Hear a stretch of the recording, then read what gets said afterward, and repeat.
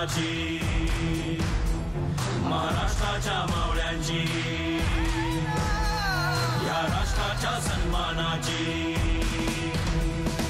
प्राणपणाने लढून जागले जे कर्तव्याला, सारी दुनिया सलाम करते त्यांच्या शौर्याला। शौर्य शौर्य शौर्य शौर्य शौर्य शौर्य शौर्य।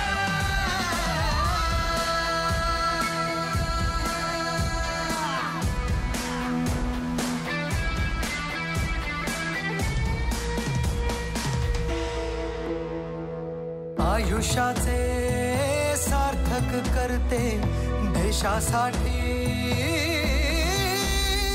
मरणे, देशभक्तीचे उधाण ज्या हृदयाच्या दर्याला, सारी दुनिया सलाम करते त्यांच्या शौर्याला। धर्म शौर्य कर्म शौर्य प्राण शौर्य शौर्य।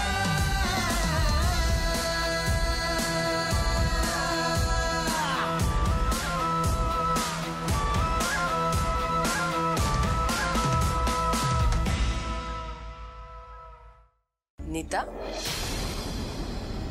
अगं काय अवस्था करून घेतलीस तू? माझ्याजवळ येऊ नका, मी चांगली नाहीये। हे बघ, तू खूप चांगली आहेस। मी पापी आहे ना, म्हणून माझ्या। नीता, तू असा स्वतःला त्रास करून घेऊ नकोस बरं। हे बघ, तू बाकीच्या मुलीं इतकीच चांगली आहेस।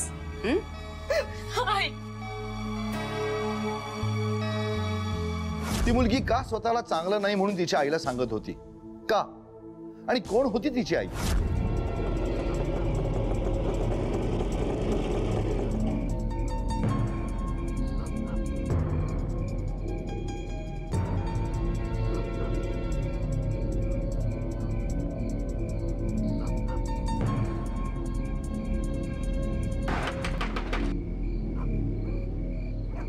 तसे बाबा तुम्ही एवढ्या रात्री काय झालं? नीता तुमच्याकडे आली आहे का? नाही का हो? रात्रीचं 9 वाजाय आल्यात, अजून पोरी घरला नाही आली। असं कधी होत नाही। नीता कधी मला विचारल्याशिवाय सांगितल्याशिवाय कुठं पण जात नाही। कुठं असेल बा माझी पोर? हो, कुठल्या मैत्रिणीकडे गेली असेल, अभ्यासाला किंवा वही पुस्तक आणायला। येईल हो। नीता, नीता, देवा परमेश्वरा, नीताला सुखरूप ठेव रे।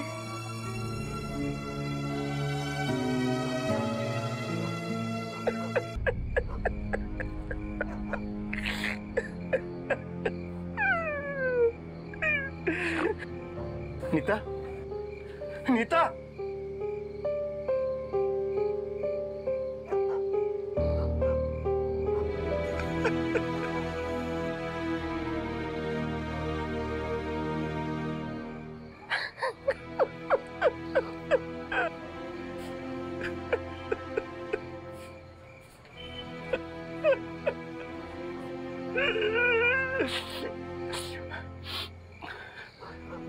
प्रतिभा,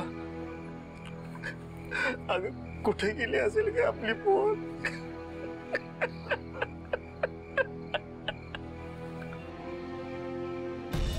नीताचं कोणाबरोबर भांडण वगैरे झालं होतं का? भांडण नाही साहेब। मग तुम्ही तिच्यावर रागावलात किंवा मारलं असं काही? हो, आई मी नाही, एकुलती एक पोर माझी। हो, मी तर तिच्यावर कधी वरडलो बी नाही। तुमचं कोणाशी भांडण तंटा वगैरे असं काय? नाही साहेब।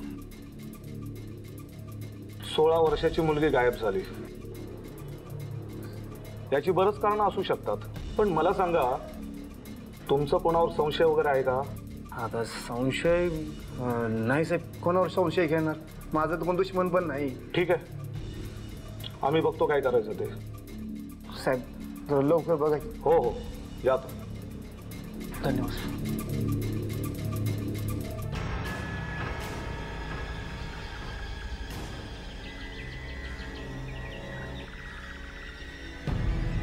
नीता, नीता, नीता, नीता, माझी बाळ, माझी पोर।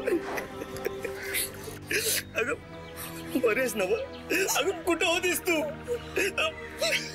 मला न सांगता कुठे गेली होतीस? हे पोरे बोल ना. बाळा, कोणालाही न सांगता कुठे गेली होतीस तू? अरे तुझ्या बाबांची काय हालत झाली बघ ना. पोरे पोरे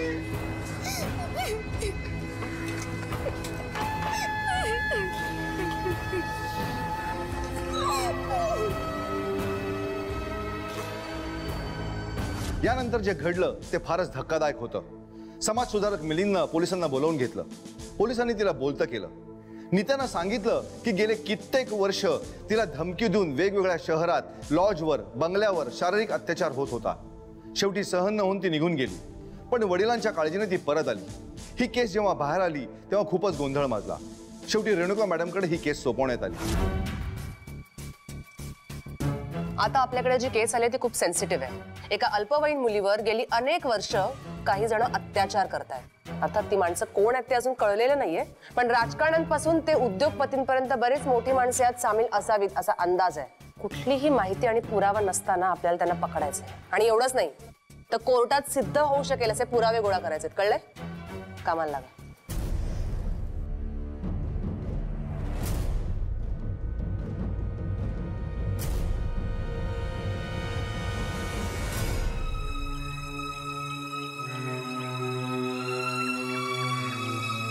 मॅडम, माझ्या पोरीला बघून तुमच्या हातात आहे.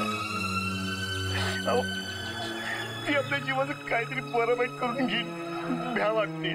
मॅडम, आल्यापासून माझ्या पोरीने काय बी खाल्लं नाही, पाणी सुद्धा नाही प्याली. माझी पोर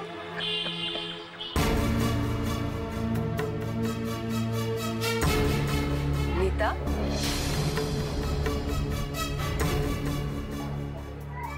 अगं काय अवस्था झाली आहे तुझी? माझ्या जवळ नका येऊ, मी चांगली नाहीये. नीता, हे बघ, तू खूप चांगली आहे सगळं. हे बघ, जे काही झालं ते तुझी काय चूक आहे? नाही, माझीच सगळी चूक आहे. मी पापी आहे ना, म्हणून माझ्या बरोबर. नीता, असं स्वतःलाच दोष देत बसलीस तर कसं होणार आहे? हे बघ, तुझ्या बरोबर अन्याय झाला याचा अर्थ असा नाही होत की तू वाईट आहेस किंवा तू चुकीची आहेस. वाईट तर ते लोक आहेत ज्यांनी हे चुकीचं काम केलंय आणि त्यांना शिक्षा मिळणार. पण तू स्वतःला त्रास करून घेऊ नकोस. हे बघ, तू तू तितकीच चांगली आहेस जितक्या बाकीच्या मुली चांगल्या आहेत. आई, आई, माफ करा, ते चुकून बोलले. नाही, हरकत नाही. तू आई म्हणू शकतेस मला. शांत हो, बघू, रडू नको. नीता, आई म्हणालीस ना मला, आईचं ऐकणार नाही. शांत हो. हे बघ नीता, अगं तू एवढी चांगली शाळेत जातेस आणि सकाळपासून काही न खाता पिता थांबलीस. तुझ्या न खाण्यामुळे बाबांना किती त्रास झाला असेल याचा विचार केलास तू? चल, खाऊन घे. नाही, नको. नीता, चुकून का होईना आई म्हणालीस ना मला, आईचं ऐकणार नाही.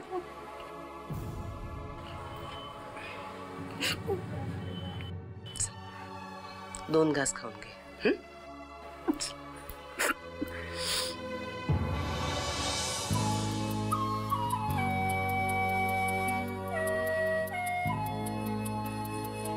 खाऊन घे.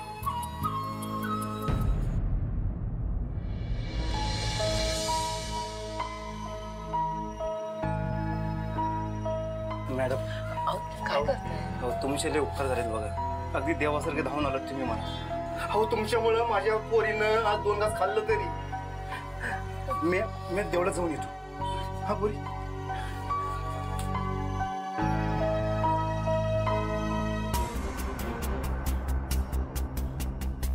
नीता, हे बघ बाळा, तू अजिबात काळजी करू नकोस. मी आहे ना तुझ्या बरोबर. आणि तुझ्या बरोबर ज्यांनी अन्याय केलाय ना त्यांना शिक्षा झालीच पाहिजे. नाहीतर तुझ्यासारख्या आणखी एखाद्या मुलीवर अन्याय करतील ते. बरं मला सांग, तुला याच्यात कोणी अडकवलं? म्हणजे कोणी ओळखीच्यातलं होतं की परक होतं कोणी?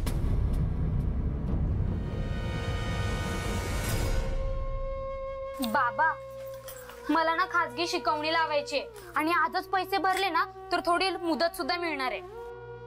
हा पोरी, अगं तू लाव ना, शिकवणी लाव तू.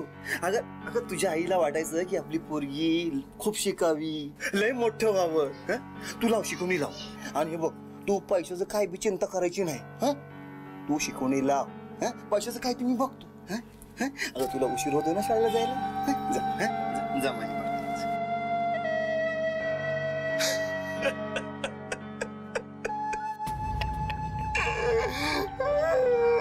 काय करू प्रतिभा, तू सांग. प्रतिभा, काय करू मी, काय करू? इथं माझ्या डोक्यावर कर्जाचा डोंगर झालाय. कमावलेले सगळे पैसे व्याज भरायला जातात आणि या पोरीला शब्द दिलाय. काय करू मी, काय करू? कुठनं पैसा आणू, कुठनं आणू पैसे?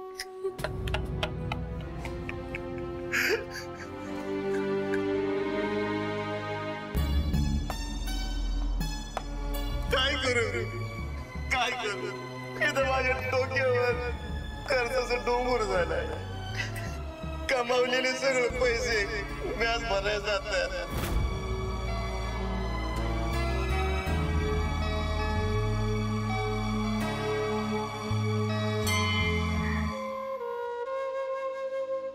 तेव्हा मला माफ कर. मी आज बाबांना रडवलं. त्यांच्याकडे पैसे नाहीयेत तरी मी त्यांच्याकडे खाजगी शिकवणीसाठी पैसे मागितले. कुठून आणणार ते पैसे? ए बाळा, हे बघ, देवासमोर ना असं रडू नये. देवावर विश्वास ठेव, सगळं ठीक होईल बघ.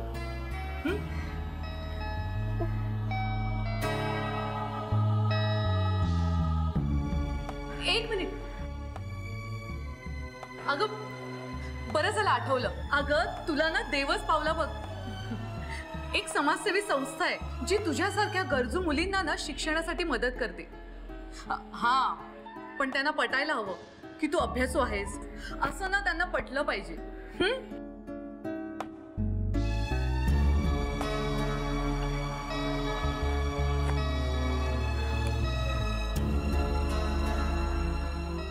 शीलाच्या मदतीनं समाजसेवी संस्थेकडून मिळालेल्या पैशातून नीताची खाजगी शिकवणी चालू झाली. नीता अभ्यासात आणि शिकवणीत व्यस्त होती. तिच्या वडिलांच्या डोक्यावर दर महिन्याला तिच्या शिक्षणासाठी उभे करावे लागणाऱ्या पैशांचं टेन्शनही आता कमी झालं होतं. असं वाटायला लागलं होतं की तिच्या स्वर्गवासी आईला अभिमान वाटावं असं काहीतरी नीता करणार. ती शिकून खूप मोठी होणार, तिच्या वडिलांना सुखाचे 4 दिवस दाखवणार. पण ते इतकं सोपं होतं? नीताला हे शक्य होतं? तिच्या आयुष्यात असं काय अघटित घडणार होतं की ज्याच्यामुळे तिच्या आयुष्याची उलथापालत होणार होती?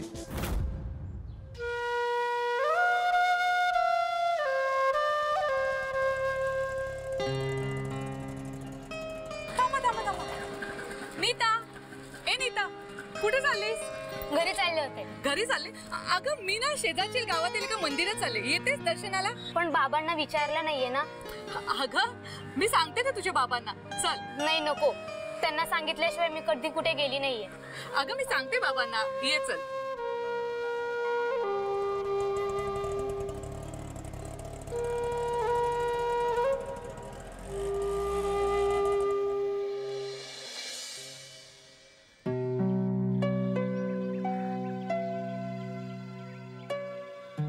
मावशी, आपण इकडे काय करतोय?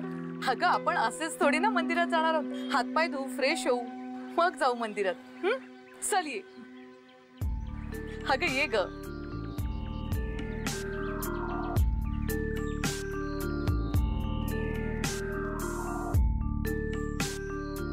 ये.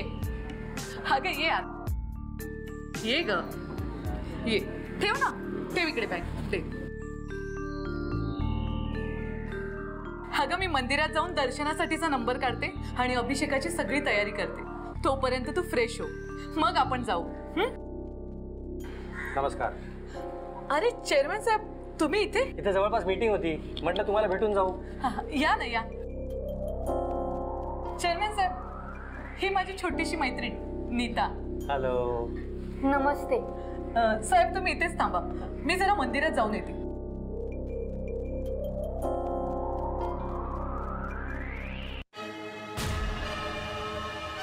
काका काय करता तुम्ही?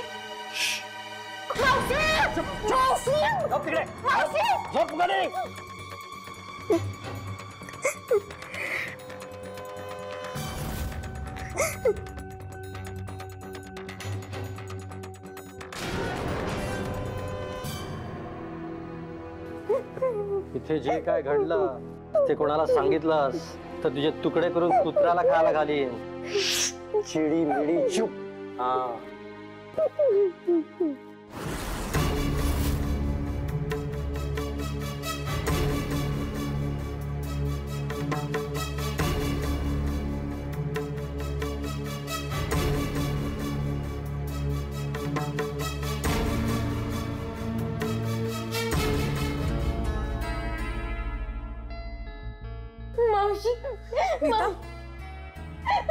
काय झालं नीता?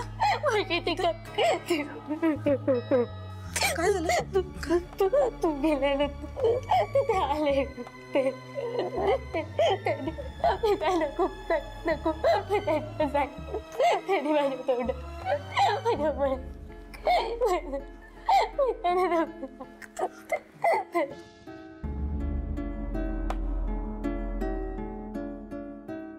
चेअरमॅन साहेब, तुम्ही हे काय केलं?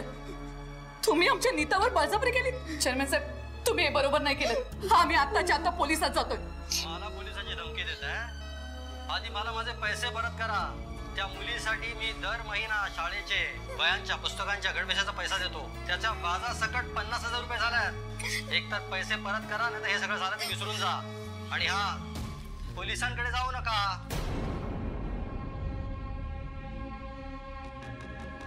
नीता, आपले हात दगडाखाली आहेत ग. आजपर्यंत तुझ्या शिक्षणासाठी आपल्याला जे पैसे मिळत होते ना, ते चेअरमॅन साहेबच देत होते का आपल्याला? आपण त्यांचे पैसे तर परत करू शकत नाहीत. जे झालं ते कुणाला सांगू नको. विसरून जा.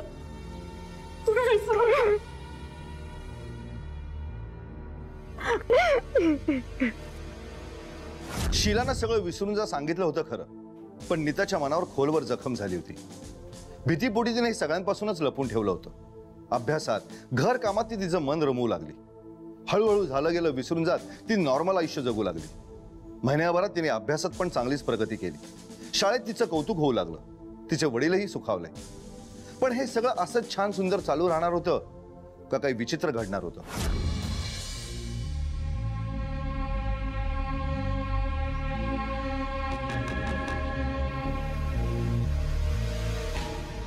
अगं बरं झालं भेटलीस.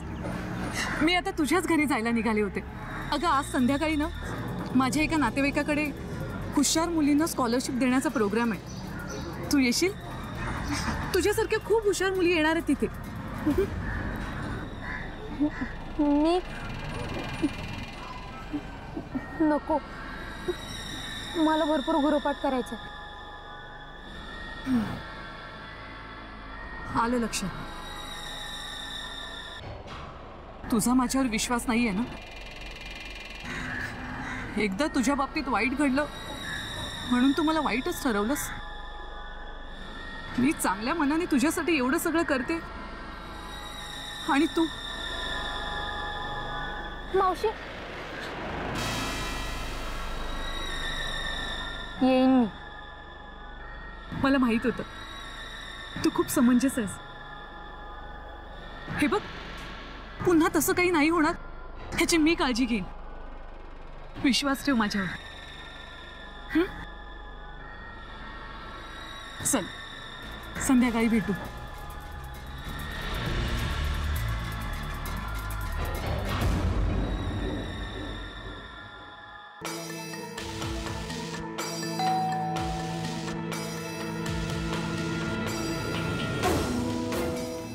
नमस्कार. नमस्कार अध्यक्ष साहेब. त्या बसा. ये ना. अगं ये ये ये. बस बस. अगं बस ग बस. मावशी मावशी काय मावशी नसा मावशी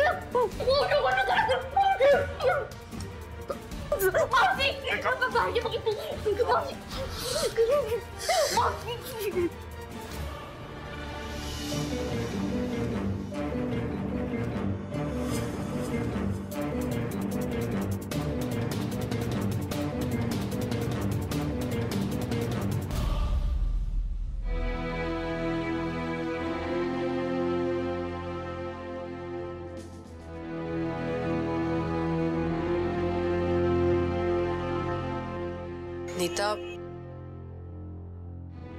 हे बघ तुला जे भोगावं लागलं ना ते भयानक आहे याची कल्पना आहे मला, पण तुझ्यावर ही वेळ ज्यांनी आणली ना त्यांना शिक्षा होणारच. मी तुला न्याय मिळवून दे. मला सांग, तुला शीलाच्या घराचा पत्ता माहितीये?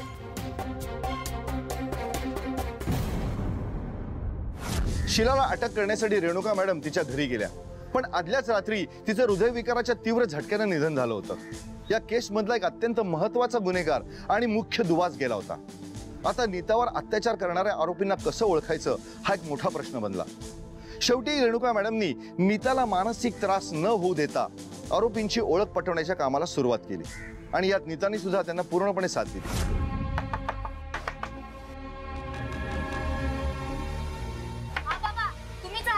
रिक्षा चालवणारा तुझाच बाबा आहे का ग? हो.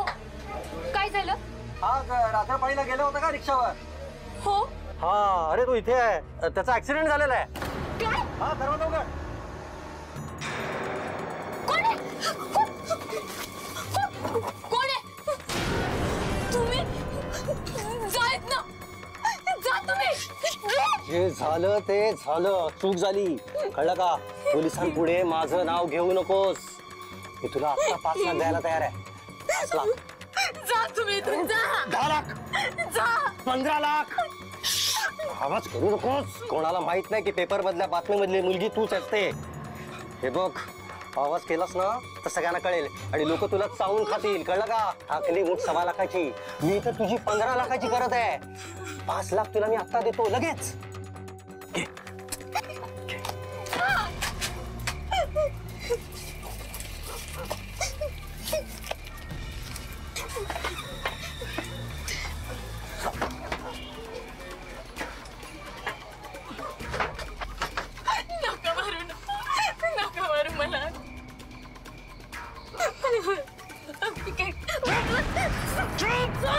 वाचवा मला, वाचवा. वाचवा. वाचवा.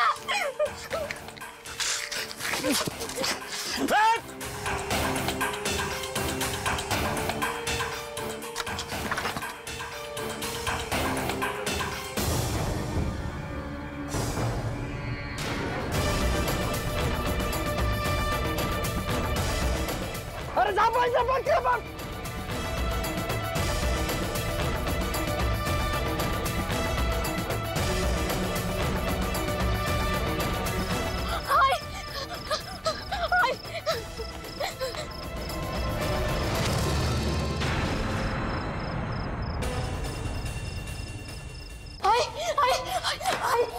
नीता, अगं मारून टाक, जाळून टाक.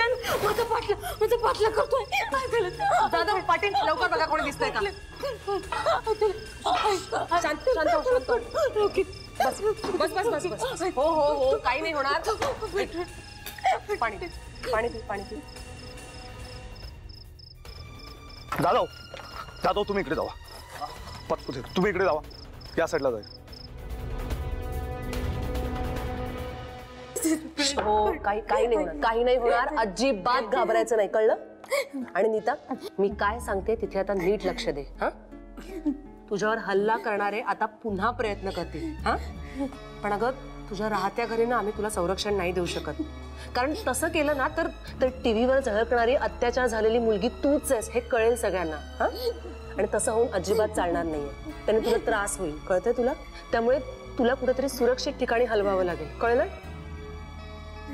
नीता अजिबात घाबरायचं नाही, काही होणार नाही, मी आहे ना. हा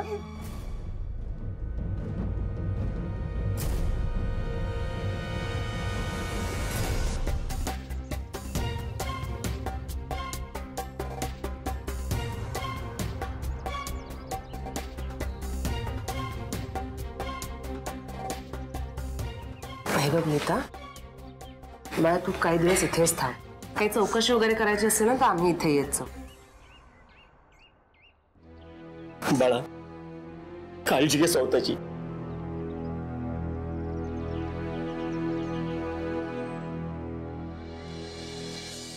नीता, हे बघ बाळा, मला माहितीये तुला या सगळ्याचा खूप त्रास होतोय, पण प्लीज समजून घे, आपल्याकडे ना हा एकमेव मार्ग आहे. तू प्लीज त्यांचे चेहरे आठवण्याचा जरा प्रयत्न करतेस का? म्हणजे काय होईल की आपण त्यांचे स्केच काढू आणि आपण त्यांच्यापर्यंत पोहोचू शकू. प्लीज प्लीज आठवण्याचा प्रयत्न कर. मला सांगशील कोण कसं दिसत होतं? एखाद्या माणसाचा चेहरा सांग ना, काय तो कोण होता, दिसायला कसा होता? काही थोडेसे मीडियम उंचीचे होते आणि मिशी होती. मिशी होती? हा, मिशी होती त्याला. आणि गाल असे आतमध्ये गाल आत गेले होते.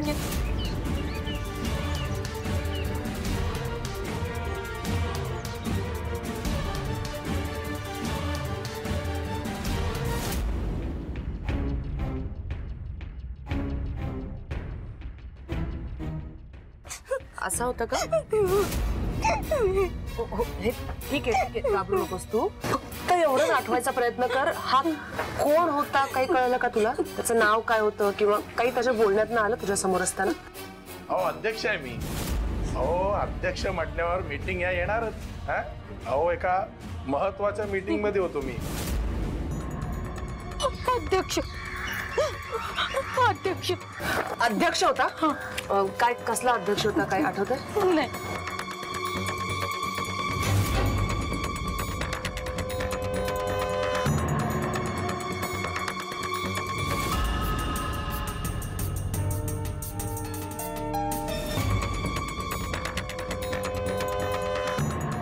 अरे मी माजी सरपंच बोलतोय, कळलं ना? सरपंच, माजी सरपंच. माझी सरपंच होता? गुड. नक्की आठवत आहे? नाव आठवत आहे का? नाही. नाही आठवत आहे? ठीक आहे, काही हरकत नाही. नीता शांत हो बाळा, सगळं ठीक होईल. हा, तू थोडा आराम कर. जा.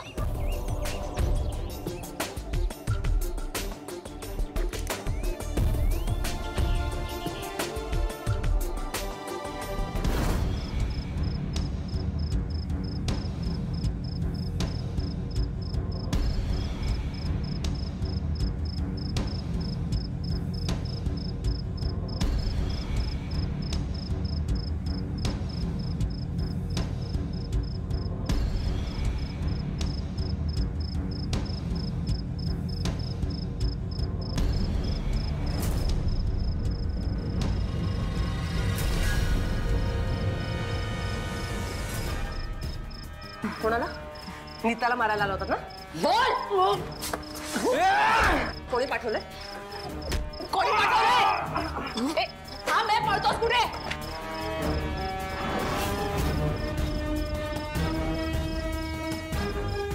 थांब.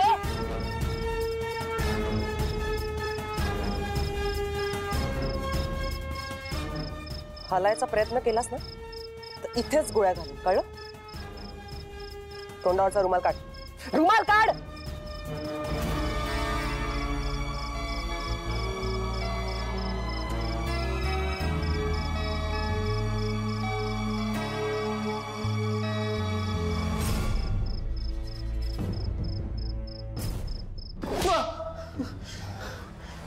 कोणी पाठवलं होतं नीताला मारायला? नीताला मारायला का आला होता? कोणासाठी काम करता तुम्ही? आणि त्या दिवशी नीताला मारायचा प्रयत्न तूच केला होतास ना? नाही बोलणार? ठीक आहे. काय ना, सहसा मी 3rd डिग्री कोणाला देत नाही, पण आता माझ्याकडे पर्याय नाहीये दुसरा. चला आतल्या कोठडीत घेऊन चला. पाटील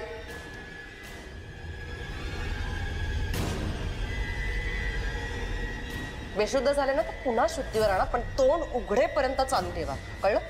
हो मॅडम. मी काही केलं नाही, हा म्हणाला बरोबर चल म्हणून आलो.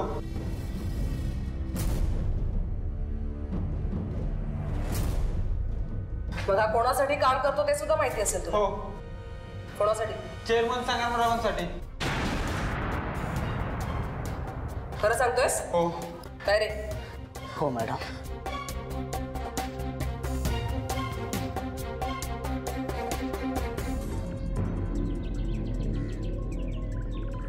नीता, कशी आहेस? बरी आहे. बरं मला सांग, त्यांच्यापैकी कोणी हा होता का?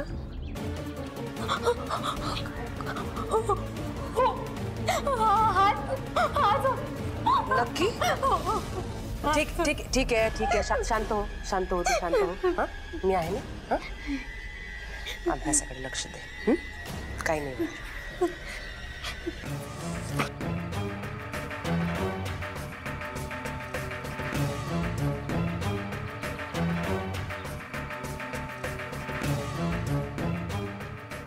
जैन सर, नीताच्या केसमधल्या पहिल्या संशयिताची ओळख पटली आहे.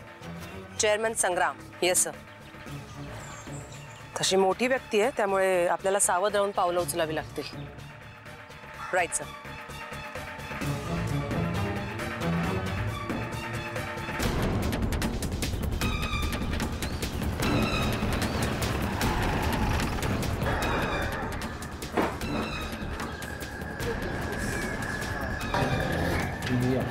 टेंडर पास होईल ना, माझ्यावर थोडा नको. तुमच्याकडे एक काम होतं, यांना जरा बाहेर थांबा.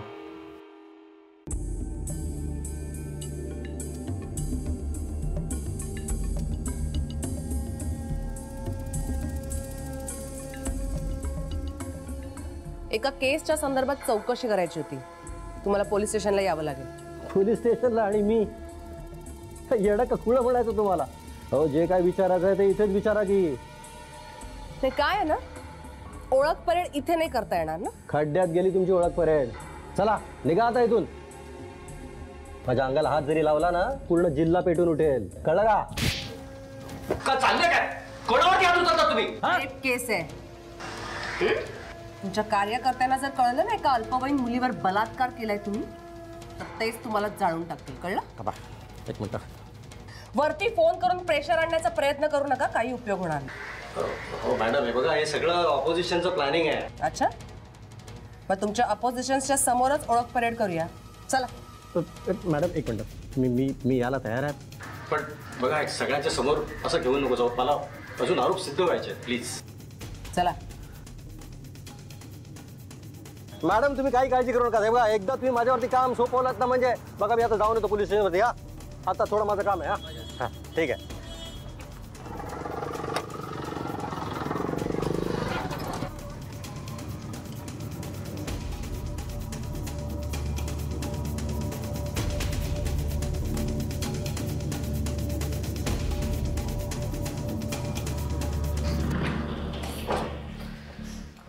नीता, याला ओळखतेस?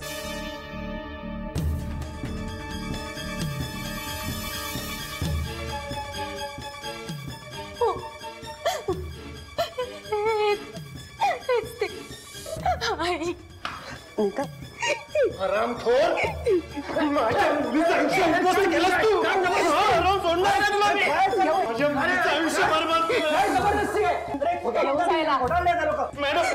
मॅडम यांना सोडू नका मॅडम. कठोर शिक्षा झाली पाहिजे मॅडम. अरे मी निर्दोष आहे, माझं ऐका.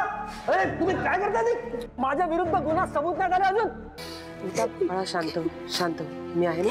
आणि हे बघ, तुझ्या जीवाचा धोका आता आणखी वाढेल. हा, त्यामुळे तुझी राहण्याची सोय कुठेतरी दूर सेफ ठिकाणी करावी लागेल. धन्यवाद. धन्यवाद.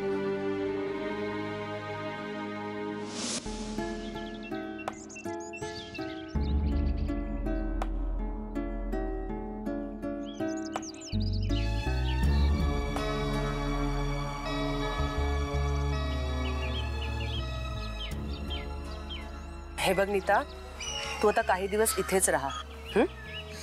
त्या जागेपेक्षा इथे तू जास्त सेफ आहेस. आणि हो, तू दिलेल्या माहितीवरनं आम्ही बाकीच्या आरोपींना पकडण्याचा सुद्धा प्रयत्न करतोय. लवकरच सगळे गजाआड होतील. आम्ही तुला नक्की न्याय मिळवून देऊ. मॅडम, एका दूध संघाच्या अध्यक्षाचा फोटो मॅच होतो. हाच होता?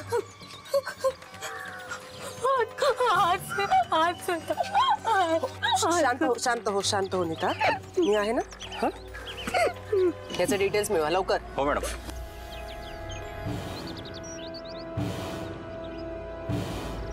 शांत हो बाळा.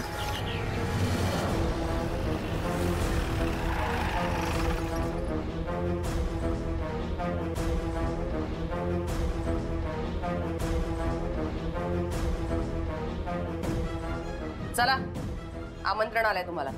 आमंत्रण? कसलं आमंत्रण? सरकारी कोठडीत तुमच्यासाठी खास जागा केलीये त्याचं आमंत्रण. हो, मी काहीच केलं नाही. कळेल ते. यायला. हो, असं काय करता? हो हो, मी काहीच केलं. मला काय घेऊन चालले? हो हो मॅडम, हो मॅडम, असं काय करता? मॅडम काय करता? हो हो, मी काहीच केलं नाही. अहो सोडा. अहो असं काय करताय तुम्ही? हो अहो.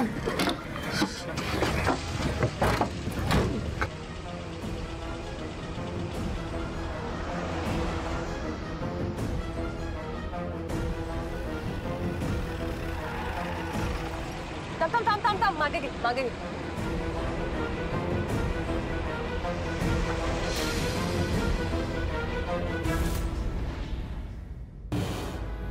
सरपंच. माझी सरपंच होता. जाधव, पकडायला. थांबे. पळतो कुठे?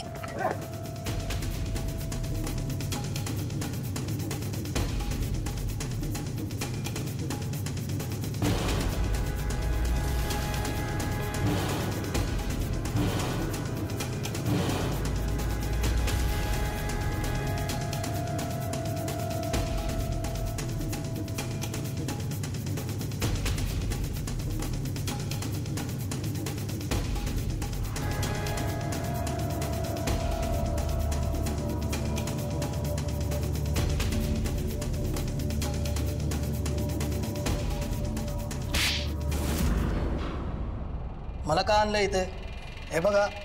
मला काही माहिती नाहीये. तुम्हाला का आणलंय ते तुम्हीच सांगा. मी आता काय, माझी जी टीम आहे ना, खरं बदलून घ्यायला काहीही करते बघा. म्हणजे आता तुम्हाला सहन होईल नाही होईल. हे बघा मॅडम, मी त्या मुलीवर काही अत्याचार केलेला नाही. हो. कुठल्या मुलीवर? मी तर कुठल्या मुलीबद्दल बोललेच नाहीये. हो, ती रोज पेपरात बातमी छापून येते ना. आणि बघा, माझा त्या प्रकरणाशी काही एक संबंध नाहीये. अच्छा, पुरावा आहे आमच्याकडे. शक्यच नाही. मी लॉजवर गुपचूप गेलो होतो.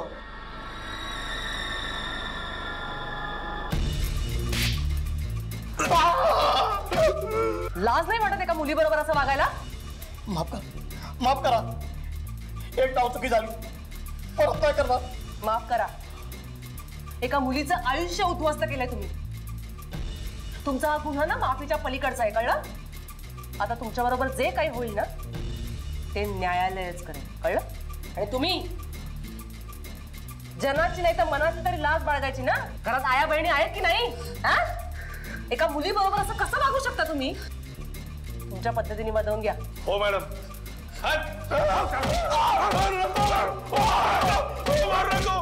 मी सांगतो चूक झाली आमच्याकडून.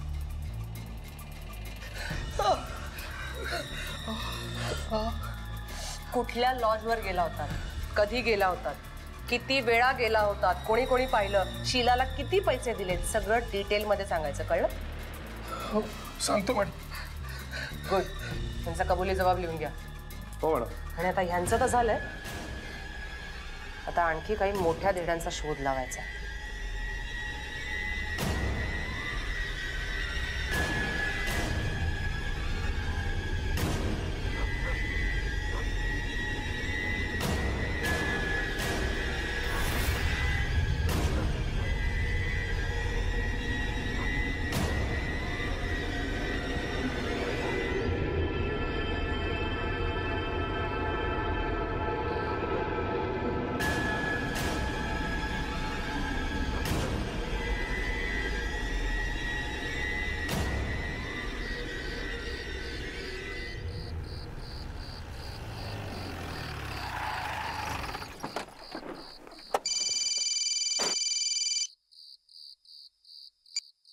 हॅलो, काय कधी तुम्ही काय झोपा काढत होतात का? ठेवा फोन. काय झालं मॅडम? नीताला किडनॅप केलंय. हेडक्वार्टर्सला कळवा. म्हणा सेन्सिटिव्ह केस आहे. नीताचं नाव कुठेही येता कामा नाही. कळलंय? हो मॅडम. रेणुका दीक्षित बोलते. ताबडतोब सगळीकडे नाकाबंदी करा. प्रत्येक गाडी चेक झाली पाहिजे. कळलंय? रेणुका मॅडम सगळी सिस्टीम कामाला लावतात. खबऱ्यांचं नेटवर्क ऍक्टिव्ह करतात. नीताचा फोटो सगळीकडे फ्लॅश केला जातो. दिवस रात्र चौकशी, शोध आणि नाकाबंदी केली जाते. बारीक सारीक गोष्टींवर लक्ष ठेवलं जातं. आणि एक दिवशी रेणुका मॅडमला टीप मिळते. रेणुका मॅडम आणि त्यांची टीम तिथं पोहोचतात.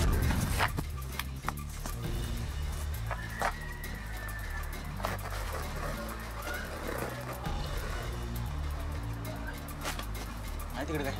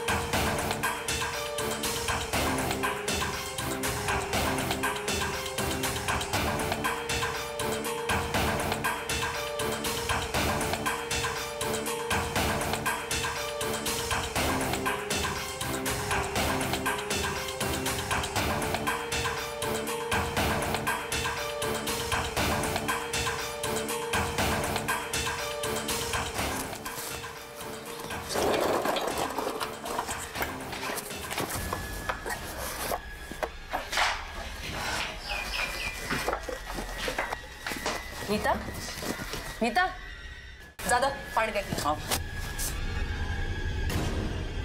नीता, नीता,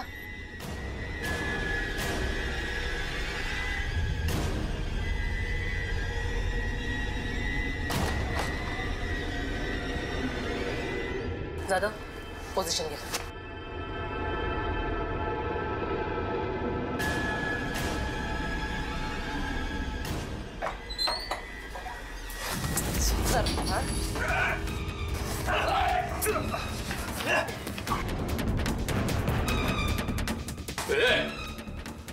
ज्यादा आवाज करेगी ना इधर ही काट डालूंगा. भाग कर.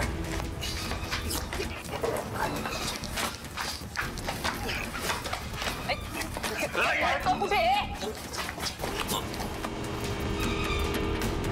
पळायचा प्रयत्न केलास ना, खोपडी खोलून टाकेल. कळलं? टाका याला गाडीत. याला पण या.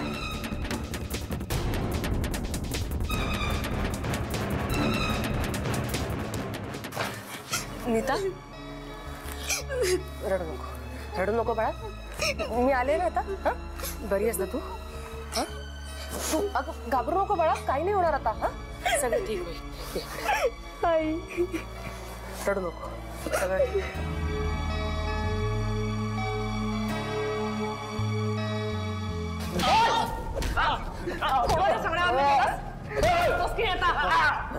तो एक कापड दुकानदाराने मधल्या चौकातला, त्याने सांगितलं होतं. खरं सांगतोयस? मॅडम, त्या नीताने यांच्याबद्दल काहीच माहिती दिली नव्हती. ना स्केच काढलं होतं, ना कसली माहिती दिली होती. ठीक आहे. इतके वर्ष बिचारी अन्याय सहन करते. ताणतणावात थोडंसं काहीतरी विसरली असेल. पण तो व्यापारी स्वतःहून ही किडनॅपिंगची चूक करून अलगद आपल्या हातात सापडला. त्या व्यापाराला पकडायचं म्हणजे थोडंसं कठीण काम आहे. ठीक आहे, लॉकअप मध्ये टाका यांना. चला. ठीक. तुम्ही आमच्या इज्जत तर बघा.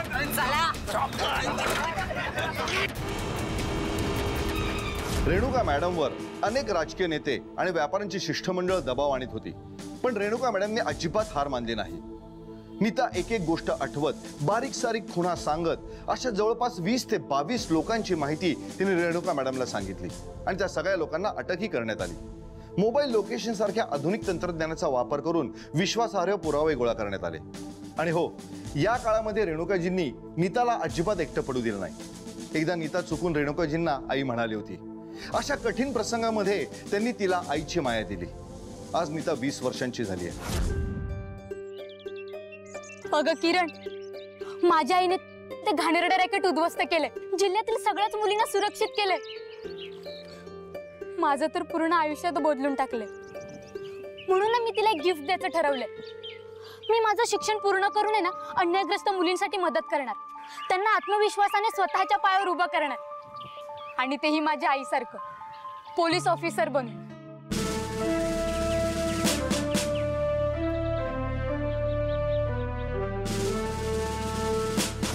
रेणुका दीक्षितांनी ढाल महाराष्ट्राची बनत असल्या घाणेरड्या रॅकेट्स विरुद्ध शौर्याने लढत दिली आणि अनेक निरागस मुलींना वाचवण्याचे काम करत गाथा अभिमानाची लिहिली. तुम्ही तुमच्या परीने ढाल बना आपल्या महाराष्ट्राला असल्या घाणेरड्या रॅकेट्स पासून वाचवण्यासाठी. तुम्ही तुमचं शौर्य दाखवा असल्या रॅकेट्स कायमच्या नष्ट करून. तुम्ही तुमच्या माणसांना अत्याचार मुक्त करून गाथा अभिमानाची लिहा, कारण तुम्हा प्रत्येकामध्ये दडलाय एक पोलीस. शौर्य, गाथा अभिमानाची, ढाल महाराष्ट्राची.